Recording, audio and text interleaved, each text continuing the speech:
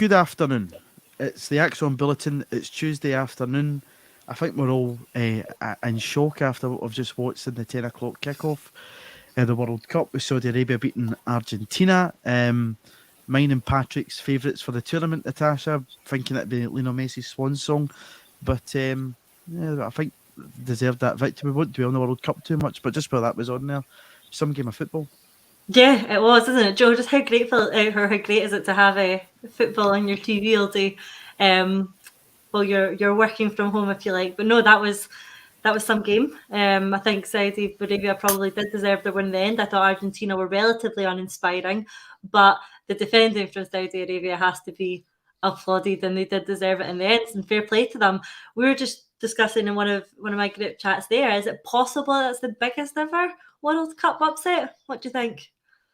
It could be. I know people will say, Senegal beating France in 2002 and That's the one whatnot. that kept coming up, but it's as big as that, isn't it? As others, I think a lot of people, Patrick, Brazil and Argentina was the names of everybody's lips, and that they're a bit of reality check probably for Argentina. Yeah, I mean, the commentator was sort of listing them off when the full-time whistle went, and I think the USA beat England in 58, and obviously the teams were more similar, but in terms of the scoreline, the 7-1 thumping in the semi-final between Brazil and Germany 8 years ago, that was pretty emphatic. But it's probably the one that everyone sort of looked at and went, 3-0 Argentina, 4-0 Argentina, and they didn't really turn up in the game. Saudi Arabia played really, really well. And yeah, an absolutely massive shock.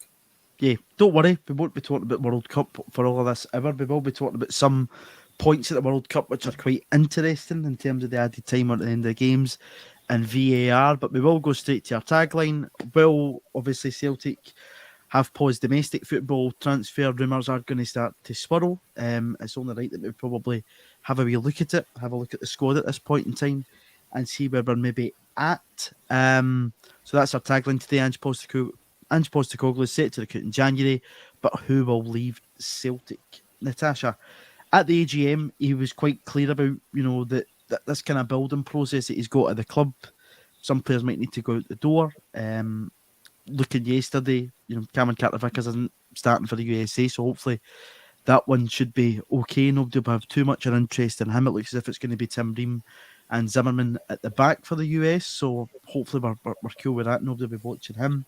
We don't know if Daizen Maeda is going to play for Japan, and Aaron Moyes up against France later on today. But we'll go to Josip Juranovic first. I think he's the one that probably everybody's looking at in the World Cup thinking he's a certain start for Croatia over Stanisic that plays for Bayern Munich. At his age, at 27, I think he's contracted at Celtic until 2025 or 26. I think it's 2026. Supposedly last week there was chat around, Celtic entering contract negotiations with him, maybe not getting to the point that both parties would like. If an offer comes in that's maybe tempting just around his age and, where he'll be after this World Cup, if he has a positive tournament, would it be the right time to sell Josip Juranovic in January? Listen, from a fan's point of view, I don't want to see Josip Juranovic go anywhere. I think he's a massive asset. I think he's one of our really strong players. I think he fits the system really well. So obviously when you've got someone like that, you don't want to see them go. But if I'm putting a club head on or a board head on or a business head on, not thinking as a fan, then perhaps this all just does make sense. And I think he is, like the tagline says there, coming in from the comments, he is probably going to be the favourite to go out of all the players you're looking at in terms of our starting 11 or our starting squad. I mean, he's going to go and play at the World Cup. We're already, aware of that. He's going to start and he's probably going to end up looking pretty good. The eyes of the world are on this tournament. All of the biggest clubs in the world are watching these players. All of the clubs in the world are watching these players, regardless of their size. There is going to be interest in Josip Juranovic, and if he plays the potential that he's capable of playing at, then bids are going to come in. Now, when they do start coming in, we need to look at the value of them and look at what we've paid for him, look at the profit you're making on that, and the ability to replace him or to bolster the squad and in other departments. We've already seen, a lot of Anthony Ralston. I think he's been excellent this season. He offers us a lot. He maybe offers us a lot that Juranovic doesn't. I think he's got qualities that perhaps Josip doesn't have. So Ralston, we have there as a very able deputy to step in should Juranovic go. So that's another reason you start to think, okay, if the right offer comes in, it's possible to move him on. You think about what Ange touched on. We are going to have to see some of our players head to the exit if we're continuing this rebuild project. And Juranovic, unfortunately, probably does fit that bill. The money that we could get for him that could be reinvested into the squad and other areas that Ange thinks we need to bolster, again, that could just make sense. It's our business model, isn't it? We find players like Juranovic, we buy them for the value that we're paying for them. We develop them, we put them on the biggest stages, be that Champions League or their countries putting them on the World Cup stage, and then we sell them on for a profit and hopefully reinvest in the squad. The thing that the positive I take from this now is that previously, when players are going out the door, I'm talking about, Tierney, Armstrong, players like that, the concern was about the reinvestment and where we were going to see that coming back into the squad, not just the bank books.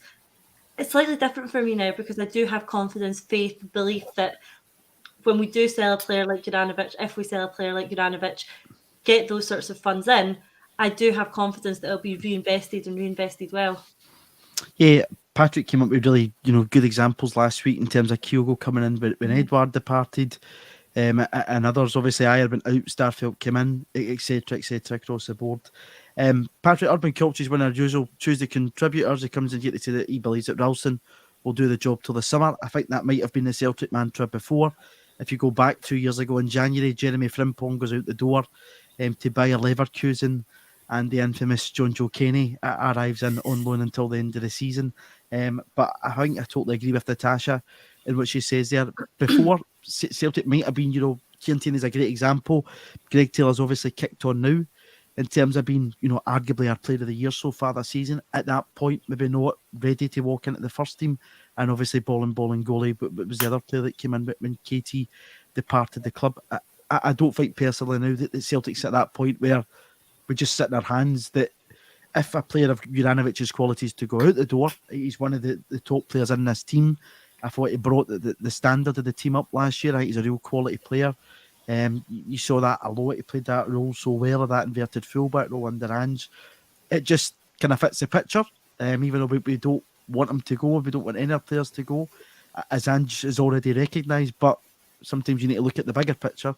But would you agree in the sense that Celtic can't really sit in their hands here, because right away you're going to look at hopeful Champions League football if you win the league title this year, and you want to get that preparation underway just now. I think that prep was getting underway at the Sydney Super Cup, which we're going to come on to. You don't want to just be bringing somebody in the summer to then expect them to go into the team. Yeah, it's all about sort of striking a balancing act and making sure you're doing your work. We sold El Hamed and Frimpong in January, brought in John Joe Kenny, and then we didn't really play Ralston, even though that Ralston was our player, and we always knew that Kenny was leaving at the end of the season. We stuck with Kenny, and you've seen as soon as Ange comes in, Ralston begins to develop and becomes a fantastic player. I wouldn't want to stick with one right back until the end of the season. I know it's only domestic games we've got, and as Ralston has showed in domestic games, he's more than good enough. But I would like to have two players in every position at all times. I'd like us to get another player in. Angie said that we've already done our homework for January, and we're sort of looking towards the summer transfer window now. But at the same time, it's the way that the model works. If Juranovic, we get offers of 12, 15 million from Leicester in the summer. If he goes on and has a good World Cup and we get these mega bucks offers again, you need to sell, because as we've seen, with other teams in Scotland and in other leagues, you can't be left with an ageing squad. If you don't sell your assets at the right time, they stop becoming assets and they become a hindrance. Players with 6 months to go. We seen with Ryan Christie, we all thought Ryan Christie was going to go for 15 or 20 million. He ends up going for 2.5 because he's only got 6 months left and he wanted to leave. So I'm not saying this is what's going to happen with Juranovic, but if we're looking for money, it's probably between Juranovic and Kyogo, just because of the age that they're at. And if you're wanting to get money out of them, you probably need to sell them either this January or this summer. So it's not like we're trying to sell them, but if a big money offer comes in, then you need to weigh up the options. Yeah, absolutely. Beach Boys coming in here to say decisions about who is leaving will have already been made. They won't be World Cup dependent, which probably could be the case also. If you're looking at the squad, it will also be dependent on if you actually receive bids. We know that there's other teams in Scotland that say they get bids for players, and yet the players still at the club. But I think that's a really good point in terms of assets. You know, learning from your mistakes, Natasha, you need to do that. We saw the clock tick down in players' contracts. Olivier Cham, who's at the World Cup again with Cameroon, at one point could have went for much more than they actually paid for him. Didn't happen. Ryan Christie's another example of that. It's about probably striking where the iron is hot in terms of this. And Egyptian King coming in here to say that he believes Ange will always have a replacement lined up for every player, which so far the track record is that has been the case. If you go back to the summer, January, the summer there, his transfer strategy, you're probably looking at maybe Yusuke Deguchi as the only player that hasn't hit for him, which out the contingent of players he's brought into the club is pretty much impeccable. Yeah, no, I've been really impressed with Angie's transfer business. I think one thing we've got wrong previously, and going back to the example that you referred to, players like Christian and Cham, even Edward, I think what we tried to do with that squad during Lennon's last season in charge was almost sort of like unnaturally extend the cycle. Every team has a cycle, every player has a cycle, and there's always the right time for them to leave a club. I think the pressure of the 10 in a row season and everything that happened during COVID, I think that made us want to sort of unnaturally force some of these player cycles just to go on one season too far. And it didn't work. It didn't work from a football perspective. It didn't work from a business perspective in terms of the finances we've brought in. But I don't think we're going to see that problem repeat itself. And I think that Ange is going to be a pretty shrewd operator in the transfer market. And we've seen that before. I absolutely love him talking about the fact that he's already got the January business done. And I think when he says that, I think what he means is that he'll be ready to react to any situation that happens, because we can't anticipate to an extent we can, but we can't fully anticipate what bids are going to come in, when, what their value will be for which player. But I think what he'll have, being able to do is work out, okay, if this happens, then I'm going to do that. If this happens, if that player goes, then I'm going to move for him. If he goes, I'm going to move for him. And I think he's just going to have all of this worked out so clearly that we are ready to move and operate in this transfer market to make sure that we're coming out of it stronger than we went into it. And for me, that is really encouraging, and that's exactly how I want to see my club run. Now, we're saying, I think this is what I expect to happen, because that's what, all the sounds that we're hearing from him in the club are making us believe that that'll happen. Obviously, it remains to be seen. January will come and go, and we'll discuss this again at the end. But going into it, I'm relatively confident that Andrew's really got this under control. Yeah, I would agree in terms of the control aspect of it. I'd probably much rather that Celtic were active than just reactive, which I think is probably already the case in there, that they know. I know that various reports have said that the priority going into this window is already a full-back. That would indicate probably a right-back, because we know that left-back's pretty much covered. One of them won't be too chuffed today, I'd imagine, after watching his national team there.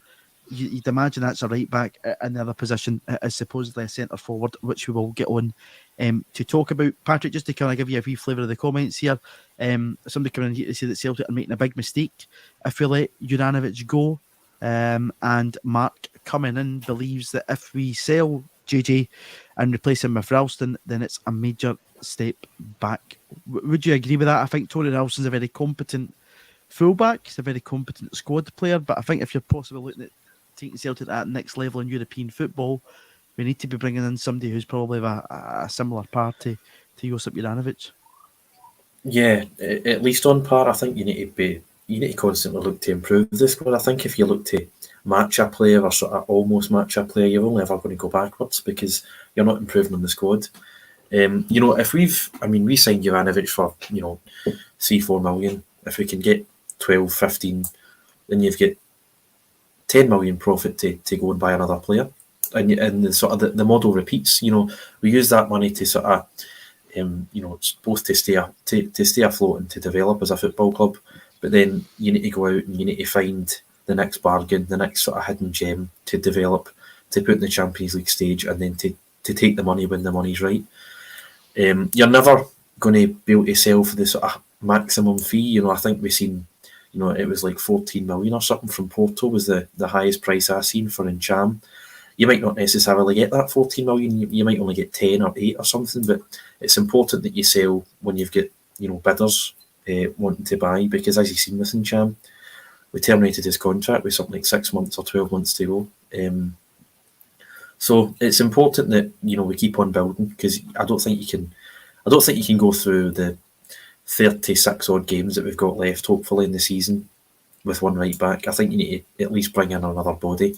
And if we want to do our business right, I think you need to always look to improve and, you know, look for a player better than Jovanovic, as hard as that might be. Natasha, keep on building is the focus. I think after yesterday's movement across Glasgow with Celtic's title challengers, it needs to just be an in-house focus. Yes, you might look over your shoulder now and again, but the focus needs to be on ourselves and how we do our business, how we recruit in January, how we continue to improve the squad. I was reading Carol Starfelt's comments this morning, who said that he's watched that video that came out last week when Ange slams the whiteboard and goes absolutely off his head, which supposedly Hamish put out on Twitter. I think he actually did. I think he fractured his wrist or something. And he smacked it. So I wouldn't fancy being on the edge of that. He said that majority of the players in our dressing room have been on the receiving end of a bawling of the manager. His standards are set so high that he's not going to allow for this football club at this point in time to press the big yellow pause button. No, absolutely not. No way. I think what you said before is very much his philosophy, and that will continue, that we have to focus on building our own house, making our own house as nice as it can be, and doing everything we can to progress it without looking over the garden fence at what the neighbours are doing. And at the end of the season, you look at how your house stacks up against the rest of the street. And we have to continue with that. We have to, tune out the noise from anywhere else in the city or anywhere else in the country and just focus on ourselves. And that's very much what he's doing. I thought that video was a really interesting insight to Ange. I loved it, to be honest. I think he is a man who has very, very high standards of himself, and that allows him to ask really high standards of everyone around about him and of all his players and of all his staff. That's a good thing for progression and development, so I like that. And if you don't meet his standards, then you're in trouble.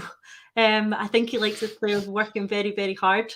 And if you're going to be lazy or drop those standards, he's going to see it and he's not going to be happy. And you do not want to be on the receiving end of it when he's not happy. So I think if it was me, I would be putting in 120% every single game to avoid being on the end of one of those Ange telling offs. So, yeah, no, I liked it. I liked the video, and I like to see that he is continuing to drive standards, because the players are looking good. They're looking sharp. One thing that I actually like when we're talking about the coaching staff and player comments and things like that, just going on to a different one, was Maeda talking about Harry Kewell and talking about how important Harry Kewell's been for him this season. It's been no secret that Maeda has probably not reached the levels that we expected from him on the basis of last season. He had a slight dip in form. By no means has he been poor or anything like that. That's not what I'm saying. I'm saying he did have a slight dip in form. He wasn't at his best. He knew that as well. And I really liked to hear how he talked about the importance of Harry Kewell and how he really pulled him out of that by spending some individual one-on-one time with him, going through it, giving him exactly what he needed as an individual and not just a player, to make sure he could get out of that slight rut that he'd found himself in. And again, I think that speaks volumes for Harry Kewell, and also for what Ange is building here, the culture around the club, the sort of coaches that he wants. A great idea to bring in Harry Kewell if that's the sort of coaching and level of help that he's offering. So I was really encouraged to hear that as well, and I think that we've probably got a pretty solid system behind the scenes in terms of coaching staff. And that was something that the manager spoke about, the club evolving. You remember when we had that great speech from the manager and Trophy Day when he speaks about coming back bigger, better, stronger. I know that the punctuation in that annoyed a few people. It's on the wall in the lounge in Celtic Park, and it seemed to annoy a few folk. If that's the only thing you get annoyed about, probably if that is the only thing that we've got to complain about when leaving a game, then I'm absolutely all for it. I don't really mind too much about where the commas are. The message is the same. And that's not something to worry about. But going on these comments from Carol Starfelt, Patrick. He says, I think we all have very high standards. The manager is always pushing us every day to never relax. You can see it in training every day, and we are trying to be at it. And if we fall out of it, then the manager is there to push us back into it. I am not worried about complacency. He then goes on to say around the video, have I seen it? Yes. He's a really good manager, and he knows what he wants. If someone falls out, where are we? Yeah, if someone falls out of it, he will push them back into it. I think most of the boys have experienced the temper at some point. The manager sets high standards, and I think that's how it should be.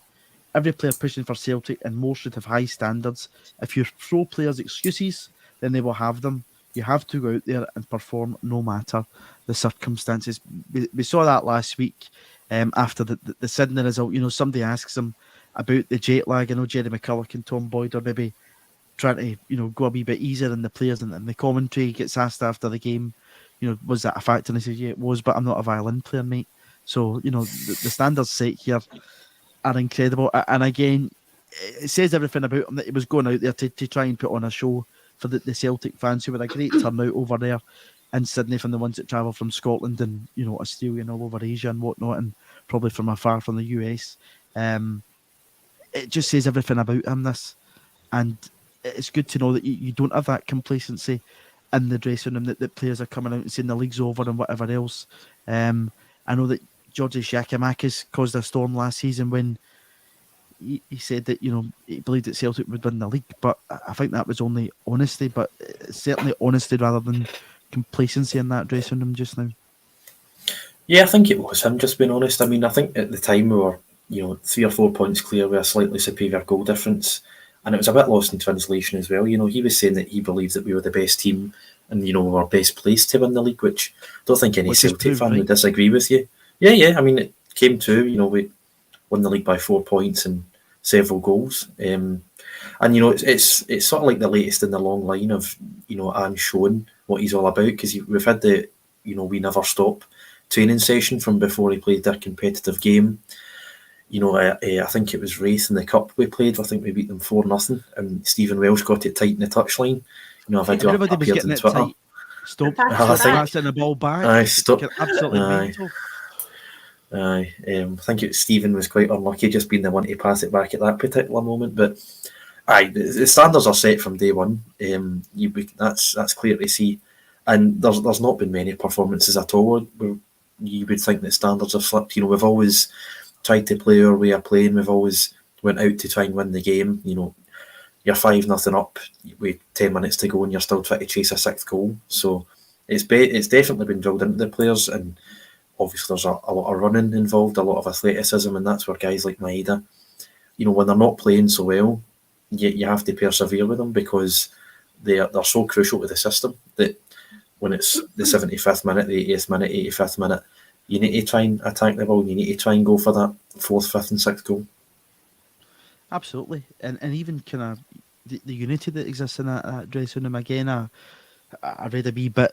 My Japanese isn't too hot, so Google Translate keeping my head on this. But Kyogo's comments in a newspaper over in Japan talking about that disappointment of being out the Japan World Cup squad by Hajime Moriyasu. The poor soul had got up in the morning to watch the press conference live, only to be, left shocked and disappointed. I think it was. He said he'd set that as his goal, his target to get to a World Cup, and didn't get to it. But he said it was no time to be depressed. He said my football life doesn't end here. Now I have to move forward. I woke up early in the morning at home in Scotland to watch the press conference announcing the members of the national team, but my name was not called. I was preparing for the Champions League match against Real Madrid, so I tried not to think about it and concentrated on the game in front of me. During this time, my Celtic teammates were very supportive. I felt that everyone cared about me a lot. But it's just, I think, Natasha, you're nearly crying over that. That just speaks volumes. What are you doing to me here, Declan? It just speaks volumes of the unity that exists. I know it's a bit of a tearjerker, but it just does speak volumes of the unity that exists within that dressing. It's very easy to forget that Kyogo's a 27-year-old man, but reading that really is pulling the heartstrings. Oh, bless him. It's hard, isn't it? It must be very hard for any footballer, especially one at his age as well. He's not 22. He's not quite easily got, another 4 and another 4 left in him. So I do feel for him. I think this must be a really difficult one to take. And it's going to disappoint you. It's going to have an impact on you. I hope it doesn't have any sort of negative effect on him, in terms of his confidence, because I think he's a player who really thrives on that. But what really encouraged me about that heartbreaking statement that you just read was the way that his teammates rallied around him. And again, that speaks volumes to the culture that we've got here at the club. I feel he can probably, relate somewhat to Hatate. I'm sure he'll be very disappointed at missing out as well. And I hope that they realise, and it sounds like they do, that there is a lot more that they can continue to achieve this season and next season and going forward. They're players with absolutely bags of potential in terms of what they do here at Celtic and what they do next, because obviously, we don't expect them to stay here forever as much as we like our heroes to do so. So, like you said, it doesn't end here. Of course, it's going to be disappointing for him not getting to the World Cup, but I think his character and the character of the players round about him are going to help him bounce back from that disappointment. Yeah, we sure will, and I'm sure all these Celtic teammates, according to that, have been doing that. And although Ange Postecoglou says he doesn't have favourites, I think he's definitely got a soft spot for Kyogo. Patrick, to just kind of finish those comments, he said, "It would be selfish to stay depressed forever, and it would cause trouble for the team. My motto is to smile, and I kept saying, 'Don't worry,' and tried to keep a smile on my face. When I went home after the game against Real, I had the next day off. I decided to use that one day to cheer myself up. We watched films and played games. I spent the rest of the day lounging around at home, and by the time I went to training the next morning, I felt okay." So this leads us on to you're nearly starting the Tuesday tears. It leads us on to this kind of debate around strikers, and the flip of this is people are talking about Giakoumakis and Kyogo not being clinical enough in the Champions League. I think a lot of people have said in their defence, experience at that level. Giakoumakis had previously played at Champions League level for AEK Athens. Kyogo, I think, had previously featured in the Asian Champions League, similar type competition, if it's any consolation. But are you still of the opinion that Celtic need to bring in another striker now? I think that was the case for me before we even went into the Champions League, that going through a season with only 2 available, if one gets injured, you don't have any replacements. We know that Abada, Maeda, Haksabanovic probably is a possibility now, could all feature through the middle. But really just looking at the squad, take the Champions League element out of it. I'll give you that as a hard question, Natasha. Just looking at the squad, we probably do need to bring in another striker. Yes, I think it has been one that I've been going back and forward on a little bit over the course of the season, but I think for me the answer is probably yes. I think it would be good for both Kyogo and Giakoumakis as well, and I do think we are having a slight issue now in terms of being clinical enough in terms of finishing our chances. Again, you look at the Sydney Cup there, and overall I thought we had a great run out, bearing in mind that these are friendlies. Fitness and performance is more important than the overall result. But knowing Ange, I don't think he'll see it like that. He's a winner, even if it's a friendly. He's wanting to go and win those games, especially taking his team back to his home country. He wants to go back and show them off, doesn't he? Show how good they are, show how good they'll be. And there'll be a frustration for him that he wasn't able to win those games. And I think, again, because where that started from was talking about the finishing, I think the post-match conversations we were having after the Sydney Cup games were really reminiscent of the conversations that we were having post-Europe in terms of the fact that we played well, we showed a good account of ourselves, we created a lot of chances, but we just didn't take them. So again, we probably should have won those games, but we didn't. So the concern for me as a fan is that there's a continuing theme here, and that theme is that we are not clinical enough and we're not taking our chances. Over the course of those 2 games in Sydney, we had 49 shots on goal and we only scored once. That's nowhere near enough. And it was a bit, Bernaby's hit the shot and it came off our pal that we've just been talking about there, but it wasn't a vintage type goal, was it? No. So, that those sorts of stats are concerning, and it's something that we need to work on. We need to work on being more clinical, or do we work on bringing in a new striker who's more clinical? And I think I think probably the latter. I think we could do with someone else as an option up there. And I think we might see it in January, if not the summer. Well, supposedly it's one of the priority targets. We've been linked with Robin Hack, who plays his football and the second tier of German football. His stats this season quite impressive: 19 appearances, 9 goals and 6 assists. He can also play out in that left wing. Patrick, I think anybody who you're probably going to bring in as a striker is going to have this versatility to their game, because it's what the manager likes in his forward players. We see that with Haksabanovic. We know that, I think in the last game against Ross County, you see him and Jota switch constantly. Maeda can do that. Players like Forrest and Abad are a bit limited to doing that. We know that Kyogo can feature it in that left-hand side too. I think anybody who will bring in here will also be able to play one other position. I don't think you'll just go out and buy a centre forward and that's it. I think it'll be a centre forward come winger type thing. Would you agree with that? Yeah, I would. Sort of Kyogo can kind of play those wide positions. Yakimakis not so much. He's very much an out-and-out striker. To have 3 strikers for one position, it's going to be pretty hard to rotate those guys. I know we play about 60 games a season, but even then, it'd be pretty hard to fit them all in, unless, Ange would be looking to change formation some point in the future, but I doubt it, because I think he's played, 4-3-3 most of his career, his managerial career. I wouldn't say no to another striker.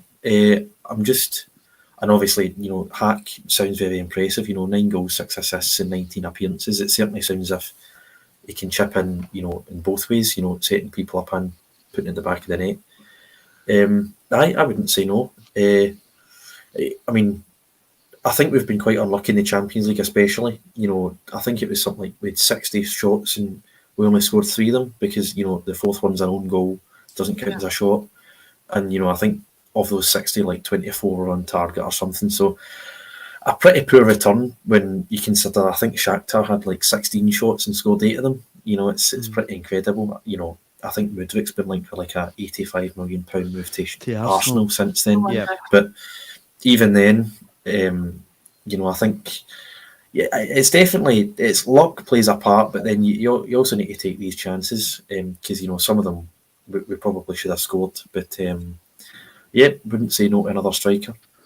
Yeah, not at all. Callum Hardy's saying, if we improve the squad, some players will stay, as we're showing ambition, depending on who you bring in. I think a lot of people would rather be bringing somebody who's ready-made too, who's not going to be a development striker. Brian Murphy coming in here to say that he believes we need to get a clinical centre forward, that Kyogo misses too many chances. It just all feeds into this idea that, next year, get into the Champions League, we hope, or any level of European football, you don't want to take the risk, Natasha, that even though players going into this competition as Celtic players were inexperienced at this level, you do hope that they will have taken those learning steps, but you also need to have the flip side of that they might not have, and you want somebody else in your squad that's going to take those chances for you in games. Yeah, absolutely. We could very clearly see, and Ange and the backroom staff could very clearly see the areas that we are going to need to improve on going into the Champions League, hopefully next season. The experience of this season is going to be massively important, but we need to combine that experience with the ability that the players have.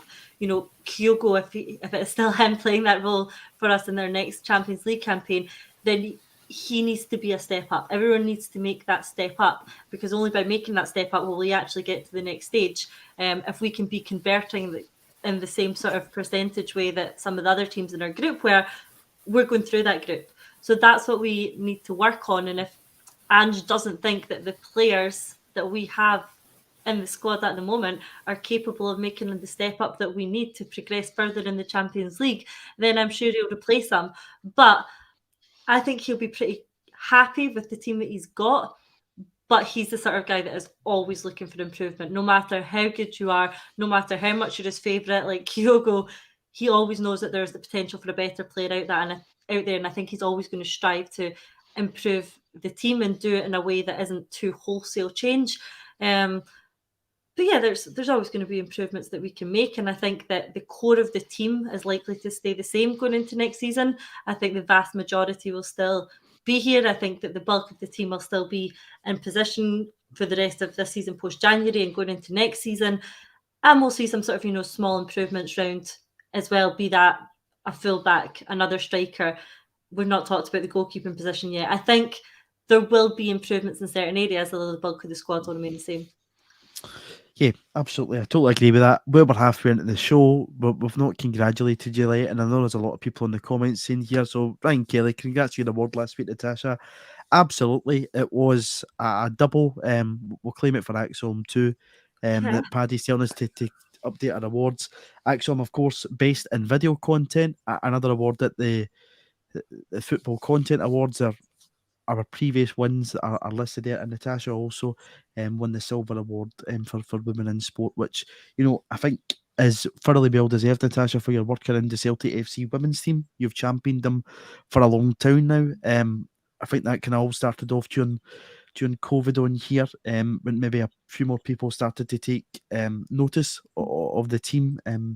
Fran Alonso's definitely an infectious character. Why would you not want to take a bit of an interest in that guy? But you've certainly championed it, and I think, Patrick, I'll throw it over to you first before we get on to it. But, you know, you're watching people at the World Cup like Laura Woods and Alex Scott and whatnot, champions women's football, and we have our very own here at Axom, and it's important that continues. We do, and the award was well deserved. You know, That's you've you, muted sorry. me there. The coverage of the women's team was coverage has been excellent, and you're right. It really sort of did take off during the COVID season, and you know the women's game is definitely on the rise. You know, I don't think the Celtic women's team are doing too bad either, which also helps. So definitely, congratulations on the award, and you know, hopefully the Celtic women's team can become as successful as the men's over the past 6-7 years.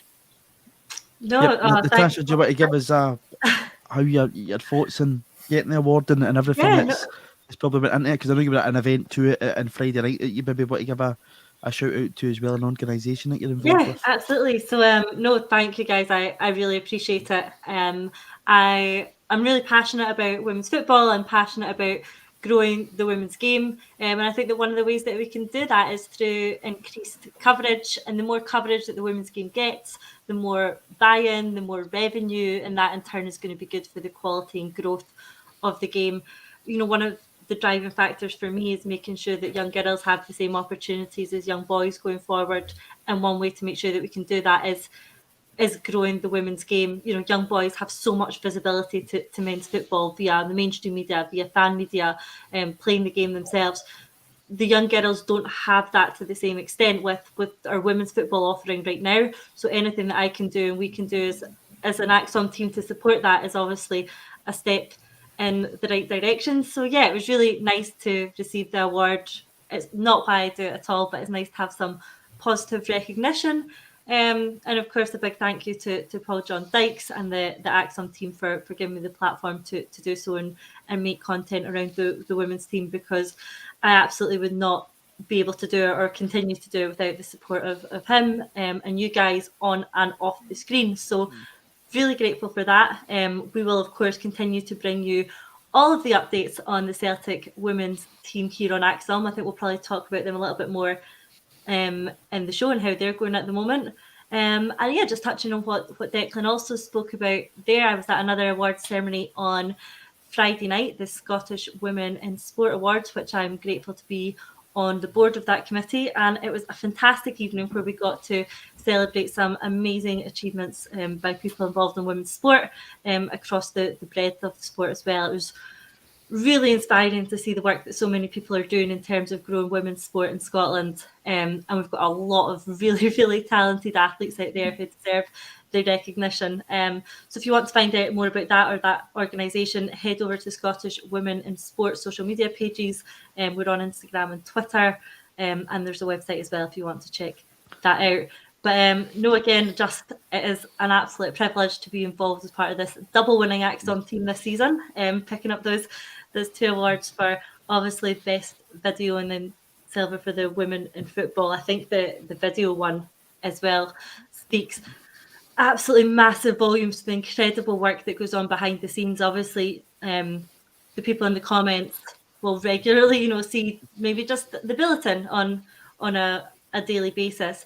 But you'll also see the absolute tons of fully produced video content that is put out on the channel, and that's credit to the work of people like Paul John, Stuart, Kelvin, who work so hard behind the scenes to bring out some really good content. So that award was so well deserved against some tough opposition. So yeah, it's a great team to be part of, and yeah, more awards is always good, isn't it? Yep, long may it continue. And while we're on, I've got that Ange cough. While we're on the subject of women's football, it's Derby game this weekend, Natasha. Isn't it for the It is. Celtic women team? It is. So we've mentioned before on the show that the key games for the women's team this season are going to be against the other top three. I remind the top three in the Women's League at the moment are the three teams who have turned full-time professional, and that is Celtic, Rangers and Glasgow City. The first to face off against each other this season were Celtic and Glasgow City a couple of weeks ago, which unfortunately Celtic lost 2-1 following a last-minute goal. But this weekend just passed, Rangers and City played each other, which ended in a draw, which suited us perfectly. It now means we sit just 1 point off top going into this weekend's game away to Rangers. So the game will be played at Broadwood on Saturday. If anyone's interested in go along, I would absolutely encourage you to do so. It's shaping up to be a really good game. The girls are playing really well at the moment. Jana's got them absolutely firing on all cylinders, scoring some good goals. So it's going to be a tough test. It is, but it will probably give us an idea of how the title challenge is shaping up. I have to admit that our rivals across the city are making it particularly difficult to buy tickets. But if you want some more information about how you can attend, then go and check out the Celtic Women's Twitter feed, because I think that'll be an interesting one on Saturday. Obviously, Celtic men are not playing. So if you do fancy your Celtic fix this weekend, then there is a derby game on Saturday, so get along for that. Yeah, and it's been a decent start to the season so far. Obviously, that Glasgow City defeat was disappointing, but it was a huge run of games without even conceding a goal that they'd went on there. I spoke to Fran Alonso on Friday, and he basically spoke about pressing that restart button and just going again. Obviously, they'd lost a few players by internationals, had that friendly against Sunderland, which they hope will have put them back in good stead to go and challenge for the title. Broadwood, Patrick, the last time I was there, Vacan Yusuf Bio scored for Celtic. It was absolutely bolty. It was the day after my 20th birthday, and we won 3-0. So, yeah, not the best fond memories of Broadwood, apart from the victory in that day. Obviously, people will go back many a year to one of our favourite pundits who was in TV having a barmy by Graham Souness at 11 o'clock this morning, Patrick, and Roy Keane's debut there. But yeah, there's one to check out. And again, Natasha, congratulations on the award. While we're still, on Celtic transfer, we've spoken about Josip Juranovic, we've spoken a wee bit about Robin Hack, Yuki Kobayashi. I think we've touched on before. We won't go over it too much, but he's obviously another name that's in and around the mix, so one to possibly keep our eye on there. Let's switch to the other side of the world now and go away over to the land down under. Natasha, I think were you one of the other nutters that got up during the night on Sunday? Yeah, I did. Yeah. I caught half I of was it, too. I have to say. Half? Oh, come on. Yeah, I know. Wasn't my best, but Mr. Estrella was keeping me company on Sunday night, much to the displeasement of my girlfriend. So let Sam go to her bed, and I stayed up to watch the football with my old man, which maybe wasn't the wisest decision. There's a point you're sitting there thinking, what on earth am I doing? Yeah. And Patrick's okay because he goes to the later mass on a Sunday too, so he doesn't have to worry about getting up too early. That's true. Yeah, I'm not sure. We do what we do. We miss Celtic, so we'll watch them whenever they're on. And I think I posted something about it on Twitter, and a lot of my Australian friends, replied, how do we think they feel? Which is very true. It's very true. We're very lucky that we get to watch these 12 o'clock or 3 o'clock kickoffs, and maybe shouldn't complain when the kickoff times are 6 o'clock in Motherwell or whatever it was. But no, I think that's great for the Australian fans, isn't it, to be able to have that opportunity to see their team play in their home country. And one of the things I loved most about the tournament was the shots of the stands, just seeing how much fun the fans were having, how much of an atmosphere there was, how much of a buzz there was.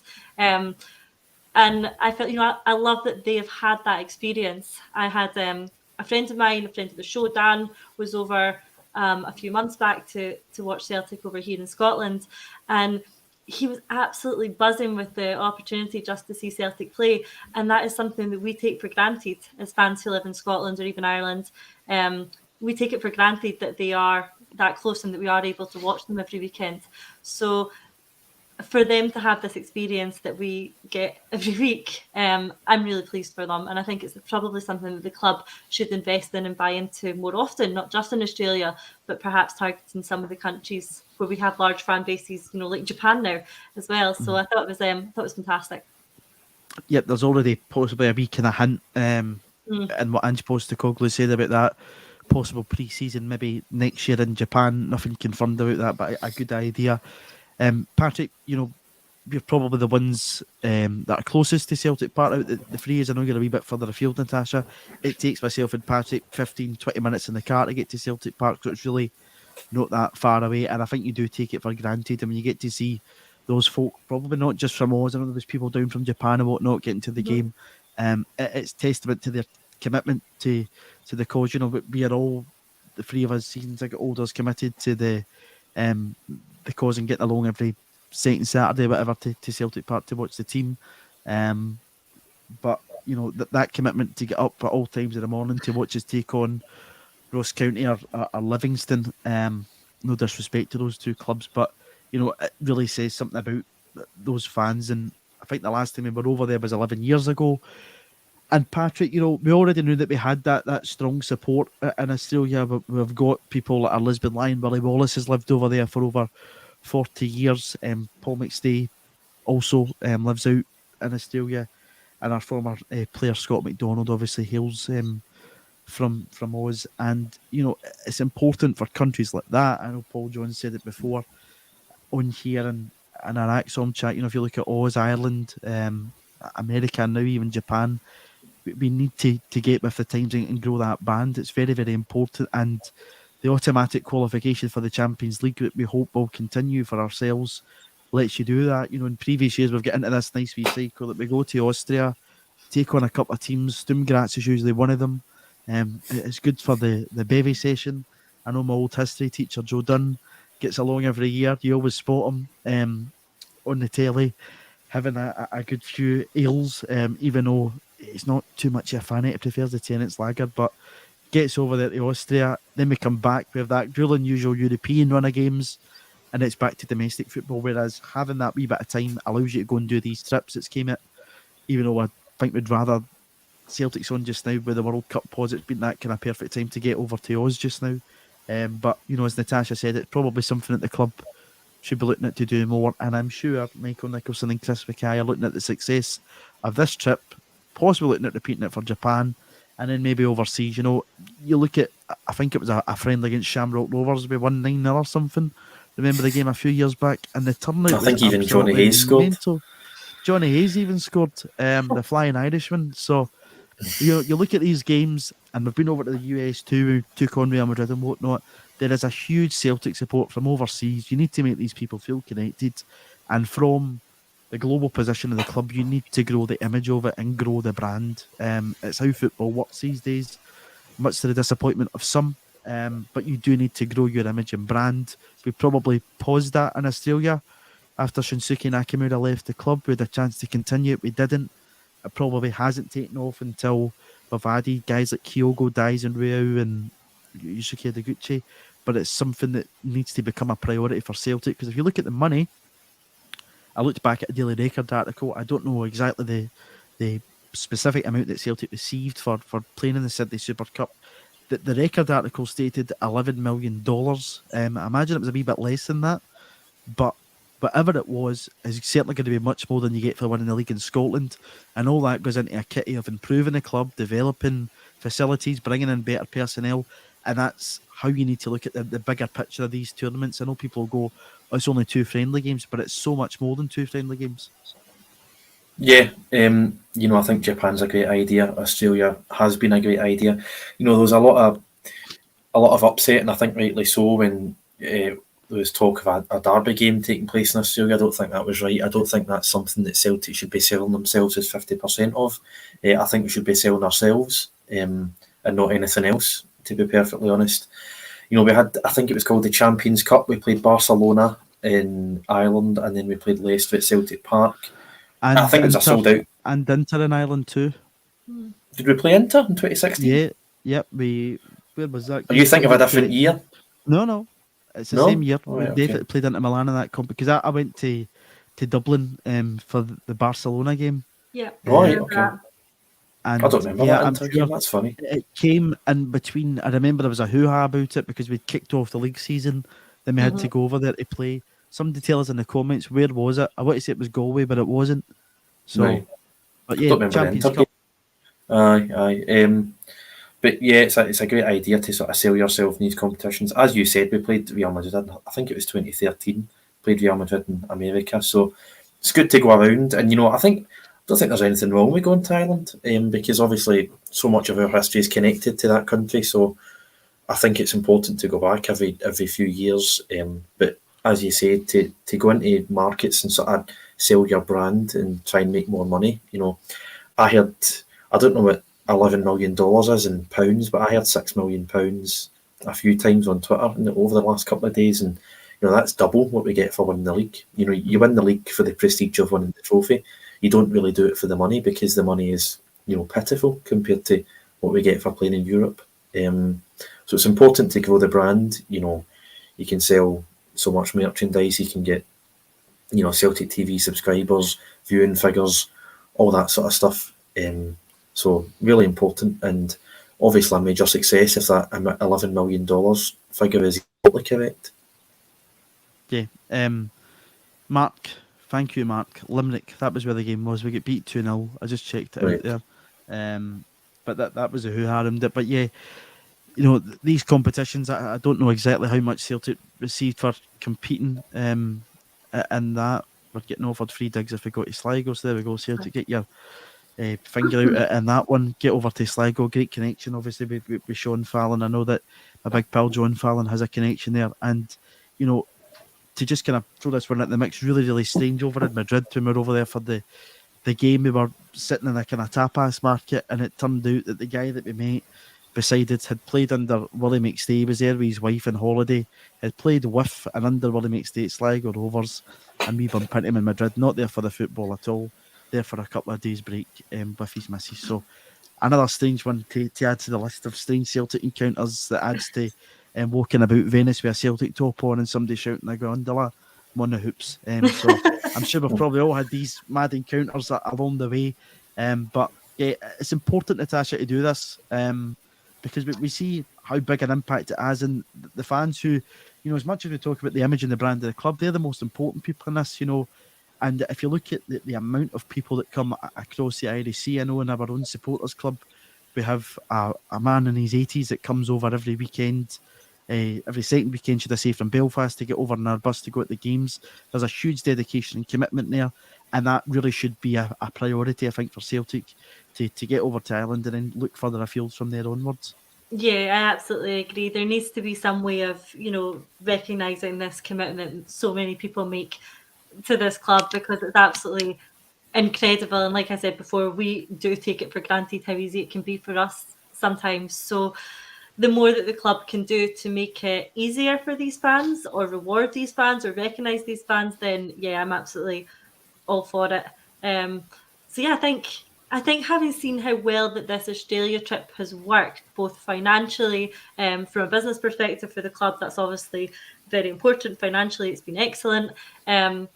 And from a fan point of view as well, I think that, you know, having seen how well it's worked for them, the really positive feedback that's come from all the fans in Australia, I think it's an absolute no-brainer for the club to look at that and think that has worked so well on so many levels. They probably re-engaged a significant proportion of the fan base in Australia again, you know, who were probably engaged before, who were getting up and watching the matches, but just by going over there, you spark that a bit more and you get that engagement is amplified. So I think having been able to do that there, I think that needs to be something that they start considering doing all over the world, I suppose, wherever they can, where we've got big fan bases and we know that's global. So I think there's definitely a lot of possibilities there, and I think that this Australia trip is going to be the catalyst for more of them to come. Like the Beach Boys coming up in the comments saying New York and Boston has huge Celtic support.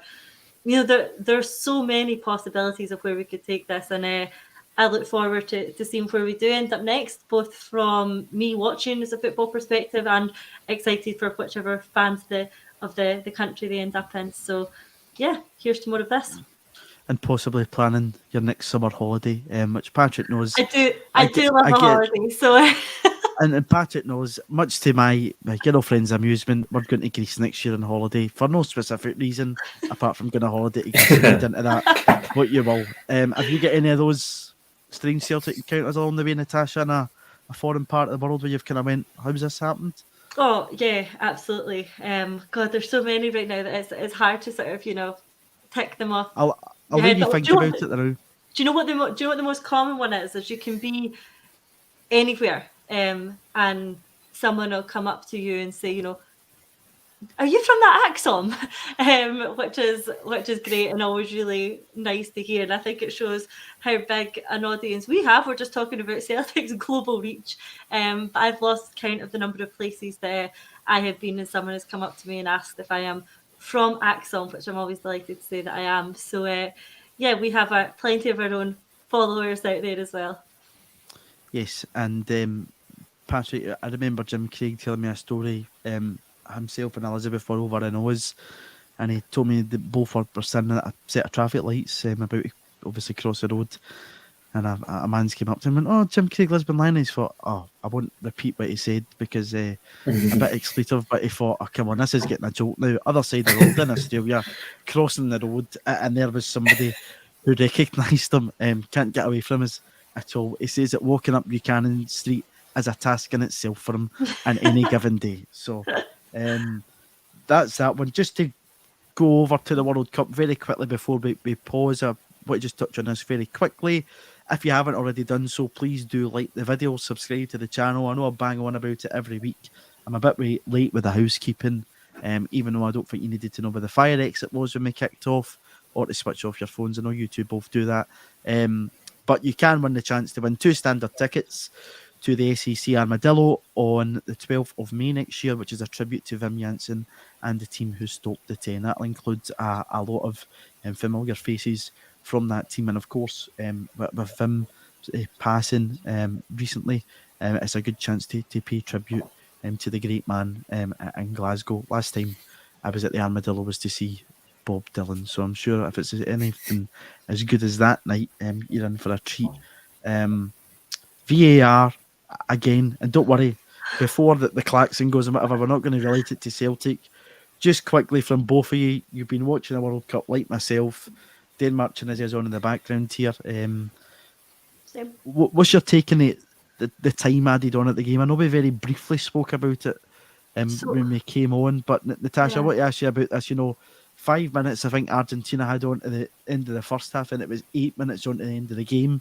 And then yesterday, 9 minutes or so. I know there's been a couple of bad injuries in that Saudi game there when the goalkeeper kneed him right in the face, and it played on a wee bit extra. But what's your take on the added time, which has obviously been a directive from FIFA? Yeah, it's new, isn't it? And it's all about wanting to have the most time with the ball on the pitch and the most game time, the most football time as possible. And watching this, it just feels a bit bizarre. But then, taking a step back, and well, Joe, I actually quite like this because, we're all tuning in to watch football. We're not tuning in to watch time wasting or goalkeepers taking a minute over, a by kick and things like that. That's not why we're watching it. We're wanting to watch the football. And then relating that to a Celtic perspective, how frustrating is it when you go to places like Livingston or Tynecastle and the time wasting is absolutely doing your head in. I think it would be quite encouraging to know that it is actually all going to get counted. It is all going to get added up. We are going to get 8 minutes at the end of the game, and then we are going to get the most football time possible. We know that's the way that Celtic and Ange like to play. We see it from how quickly Joe Hart gets that ball back onto the pitch. I think he's got the fear in those ball boys to get it on within 1 second, because we want to have the ball in play for the absolute most time possible. So I think, if you were to ask Ange, would you like to see 8 minutes added on to the end of the game to make up for all the stoppages and time waste and things like that? He would absolutely say yes. And, as a football fan, we want to see more football played. We don't want to see the time wasting, ruling things. So, yeah, but then, you've got the flip side. You're watching the end of that Saudi Arabia and Argentina game there, and they're holding on for dear life when you're in the 103rd minute. I don't think they were happy at their 8 minutes extra time then. No. Mark's coming in here to say that, that directive that I spoken about, he believes that they're awarding soft penalties too now. For a change, I agreed with Graham Souness, so I thought that was an Argentina penalty because he's hand round him. But there is, a few contentious ones. Patrick, Argentina had the ball 4 times in the night in that first half, and one of them only counted due to VAR. But people are saying it's an inch offside or whatever. But to me, if it's an inch offside, it's offside. What's when you're taking the refereeing at this game? Because World Cup's always kind of give us that hint of what's to come. The automated balls, I think, is a great bit of technology that they've now got in football. Seen it used in the Champions League, seen it used here. But what's your taking it the added time on in the games too? Yeah, totally support it. Lose track of the number of times, as Natasha said, you go to Tynecastle or, just about any game that Craig Gordon plays anyway, or, you might have Livingston or Ross County or something. And, guys like Willie Collum will add on 3 minutes. The goalkeeper will take about 45 seconds to take a goal kick, but doesn't add that 45 seconds on. That's time wasted. But just because he's an added time, he doesn't add on to the added time, if that makes sense. So we've seen 8 minutes with all the time wasting, the VAR, the substitutions.